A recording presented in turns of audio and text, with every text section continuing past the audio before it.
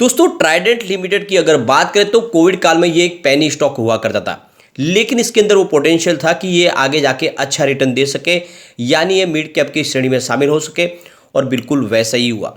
अगर आप मेरे रेगुलर वीडियो देख रहे होंगे 2-3 साल से तो आपको पता होगा जब इसकी प्राइस 4 रुपीज़ 5 रुपीज़ के आसपास थी तब भी मैंने ये आपको सजेस्ट किया था कि इसमें आपको इन्वेस्टमेंट करना चाहिए। ये वाकई में एक कोहिनूर हीरा है और बिल्कुल इसने बहुत ही ज़बरदस्त लोगों को रिटर्न दिया।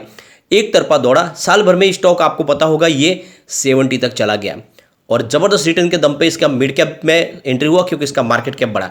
लेकिन आपको पता होगा तो 50 के पार जाते ही मैंने आपको प्रॉफिट बुकिंग की सलाह दे दी थी कि इसमें प्रॉफिट बुकिंग आएगी और बिल्कुल आप देखते हुए 70 तक गया, लेकिन उसके बाद में फिर रिटर्न हुआ। अब यहाँ पे देख सकते हो कि एक मौका है फिर से खरीदारी का। यहाँ पे देख सकते हो कि कंपनी ने अपना मंथली प्रोडक्शन का डिटेल जानकारी हमारे सामने शेयर कर दिया है। कैसा रहा है डिटेल इस बार जान लेते हैं, क्या आंकड़े गिरे हैं या फिर प्रोडक्शन बढ़ा है। इसके अलावा रेटिंग एजेंसी ने इसकी रेटिंग में एक नई यहाँ पे सुधार दी है या कम हुई है, तो रेटिंग एजेंसी का क्या आंकड़ा है उसको भी जानने की कोशिश करेंगे।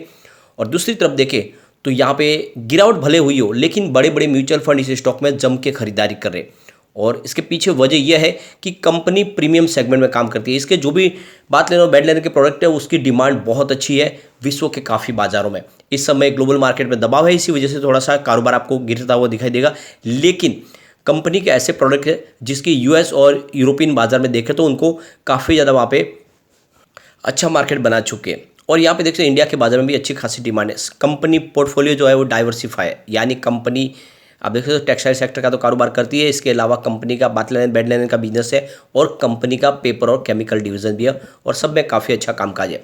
तो क्या इस समय हमें ट्राइडेंट में इन्वेस्टमेंट करना चाहिए? तो इन सारी बातों को समझने की कोशिश करेंगे इस वीडियो के माध्यम से। लेकिन फ्रेंड उससे पहले अगर आप पहली बार हमारे चैनल पे आए तो चैनल को सब्सक्राइब कर दीजिए, एक बेल आइकॉन दबा दीजिए ताकि जब भी नया वीडियो बने पहला नोटिफिकेशन आपको मिले। वीडियो पसंद आए तो लाइक शेयर जरूर कीजिए। चलो फ्रेंड्स वीडियो स्टार्ट करते हैं। मैं हूँ आपका दोस्त एसबी दवे और हमारे अपने चैनल ऑनलाइन कमाई में आपका बहुत बहुत स्वागत है।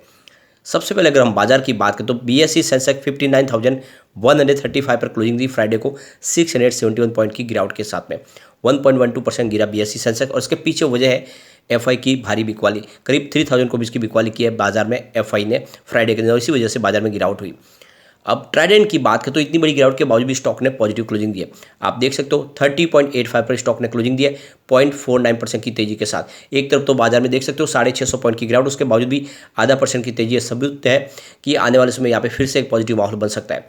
अगर इसके रिटर्न को देखें तो पिछले 5 साल में स्टॉक ने 357% का पॉजिटिव रिटर्न दिया और 3 ईयर के हिसाब से तो इसने 526% का बम्पर रिटर्न दिया है। लेकिन 1 ईयर के हिसाब से 44% स्टॉक गिर चुका है। 3 मंथ के हिसाब से यहाँ पे 15% की गिरावट हुई है। 1 मंथ के हिसाब से स्टॉक 4% गिरा है।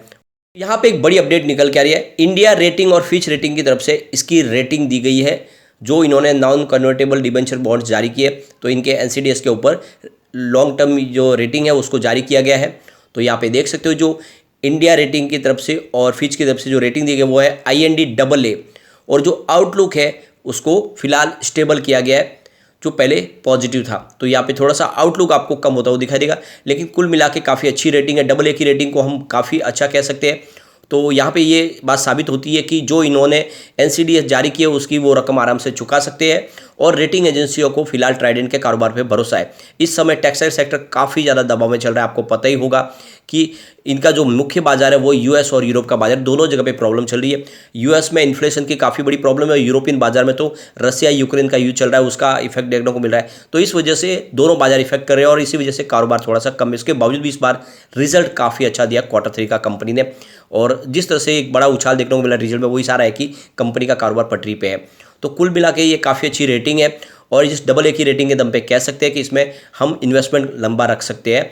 और ये छोटा सा जो पेनी स्टॉक था इस समय मिड कैप कंपनी बन चुकी है, मार्केट कैप भी काफ़ी अच्छा सुधर चुका है, इसमें इन्वेस्टमेंट किया जा सकता है। अब जैसे कि ट्राइडेंट लिमिटेड हर महीने अपने प्रोडक्शन की डिटेल जानकारी शेयर कर देती है एक्सचेंज को, तो यहाँ पे देख सकते हो कि एक्सचेंज के पास जानकारी आ चुकी है। तो यहाँ पे आप देख सकते हो कि बात लेने का जो प्रोडक्शन है वो करीब टोटल 3312 मेट्रिक टन के आसपास रहा है। इसके अलावा कंपनी के बेड लेने बिजनेस की बात करें तो यहाँ पे 2.77 मिलियन मीटर्स के आसपास रहा है। इसके अलावा यांग बिजनेस की बात करें तो यहाँ पे देख सकते हो 7575 मेट्रिक टन का टोटल इनका प्रोडक्शन हुआ है। इसके अलावा कंपनी का पेपर और केमिकल डिवीजन भी है, तो पेपर डिवीजन की बात करें, इस बार आप देख सकते हो 11,949 मैट्रिक टन का टोटल प्रोडक्शन हुआ है। अगर बात करें केमिकल डिवीजन की तो 8,356 मैट्रिक टन का इन्होंने टोटल प्रोडक्शन किया है। तो ये तो आप देख सकते हो कि कंपनी ने अपना प्रोडक्शन डिटेल्स शेयर कर दिया है। लेकिन अगर हम इसको पिछले महीने के मुकाबले देखें तो कैसे है आंकड़े वो देखने की कोशिश करेंगे। सबसे पहले अगर आप बात लेने की बात करें तो आप देख सकते हो कि इस बार 3,312 को मैट्रिक टन रहा है, लेकिन पिछली बार ये 3,940 मैट्रिक टन था। तो ये तो आप समझ सकते हो कि बात लेने में इनका प्रोडक्शन इस बार गिरा है।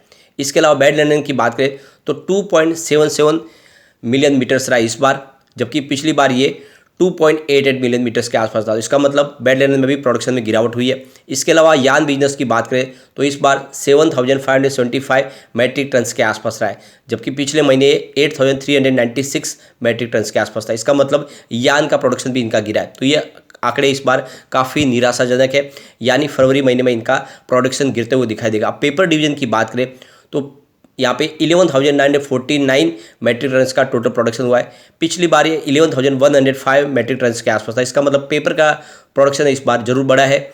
इसके अलावा अगर हम बात करें इनके केमिकल डिवीजन की तो 8,356 मैट्रिक टन का टोटल प्रोडक्शन इस बार हुआ है, जो पिछली बार 9,749 मैट्रिक टन के आसपास था। तो ये तो आप समझ सकते हो कि केमिकल के प्रोडक्शन में भी गिरावट हुई है। कुल मिला के ये आंकड़े काफ़ी निराशाजनक है, और जिसकी वजह से कह सकते हैं कि इस बार जो क्वार्टर फोर का रिजल्ट होगा हो सकता है उसमें हमें दबाव थोड़ा सा देखने को मिले। लेकिन पिछले महीने का प्रोडक्शन अच्छा था और उसके पिछले महीने के मुकाबले भी इंप्रूवमेंट देखने को मिला था। और यहाँ पे देख सकते हो कि जो इनका 50% बिजनेस ही एक्सपोर्ट का बिजनेस है, और इसी वजह से वहाँ से काफ़ी दबाव देखने को मिला है। लेकिन अगर आप इसके रिजल्ट को देखें तो 2018 के बाद 2022 सबसे शानदार रहा है।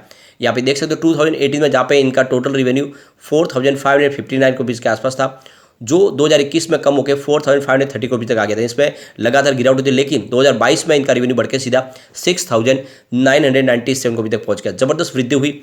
इसके अलावा अगर इनके प्रॉफिट की बात करें तो 2018 में जहाँ पे 265 रुपीज़ का पूरे साल का प्रॉफिट था, 2021 तक वो बढ़ के 303 रुपये तक पहुंच गया। लेकिन 2022 की बात करें तो सीधा प्रॉफिट 833 रुपये तक पहुंच गया है। ज़बरदस्त वृद्धि हुई है, यानी ये 3 गुना से ज़्यादा प्रॉफिट बढ़ा है। और जिस तरह से कारोबार बढ़ा है उस हिसाब से आप समझ ही सकते हो कि कंपनी का कारोबार बहुत तेज़ी से वृद्धि कर रहा है। और पिछले 2 क्वार्टर के पहले हमने यहाँ पे डिस्कस भी किया कि कंपनी अपने प्लांट की क्षमता को बढ़ाने जा रही है, यानी आप समझ सकते हो कि बिजनेस और बढ़ने वाला है। टेक्सटाइल का कारोबार भी बढ़ेगा और केमिकल का कारोबार भी बढ़ने वाला है। और यहाँ पे कंपनी अपने प्रोडक्ट में और क्वालिटी में सुधार कर रही है। कंपनी ने ऑनलाइन प्लेटफॉर्म पे भी अपनी यहाँ पे देखो mytrader.com के माध्यम से कामकाज शुरू कर दिया है।